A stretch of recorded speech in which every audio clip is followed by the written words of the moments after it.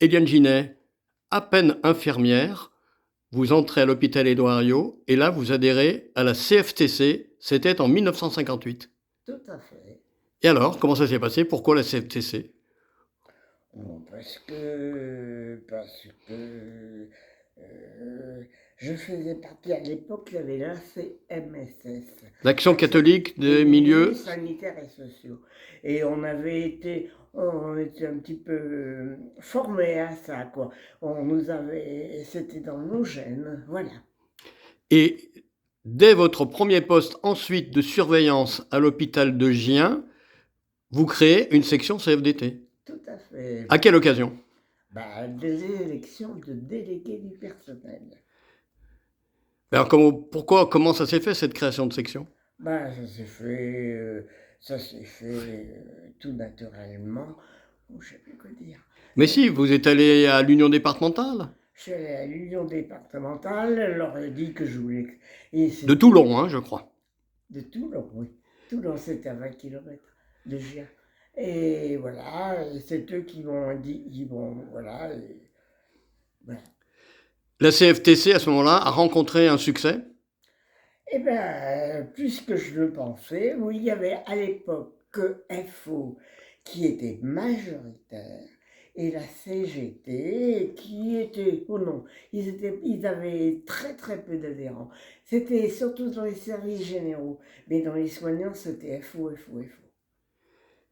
Et là, ça vous a valu quelques ennuis personnels en tant que cheftaine de service? Évidemment, comme par hasard, il s'est avéré que dans mon service, il y avait la déléguée FO, elle était dans le service. Je n'en savais rien, bien entendu, à l'époque. Mais bon, voilà. Donc, Vous avez fait de l'ombre à Force ouvrière. elle était.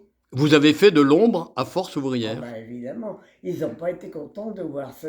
Et puis surtout qu'on a eu une quarantaine de voix dès le début. Avec une vingtaine d'adhérents, vous m'avez dit. Oui. Et alors, on conclura par là. Ça, c'était en 1958 à Édouard Herriot. Ensuite, quelques années plus tard à Gien. Arrive 1964. Vous avez vécu ce passage CFTC, CFDT. Quel souvenir en gardez-vous? Exactement. J'ai d'abord été au congrès de Nantes. Je m'en rappelle très très très bien. Et c'est moi qui suis intervenu pour l'UD du Rhône. Voilà, j'étais une jeune militante quand même de l'époque, et c'était moi qui t'avais désigné pour faire l'intervention du Rhône. C'est moi qui l'ai fait au congrès de Nantes. Oui. Pour vous, c'était une bonne chose, ce passage de la CFTC à la CFDT, pour vous qui étiez une militante de l'Action catholique? Oui, tout à fait, mais je pense que la religion n'a rien à voir avec le syndicalisme, donc j'étais tout à fait d'accord. Et puis surtout la CFDT qui était quand même la continuation de la CFTC de l'époque. Mais bon, parce que tous les militants beaucoup sont venus de la CFTC de l'époque. On parle de 1958, aujourd'hui on est en 2024, vous êtes toujours adhérente à la CFDT? Évidemment, oui, bien sûr.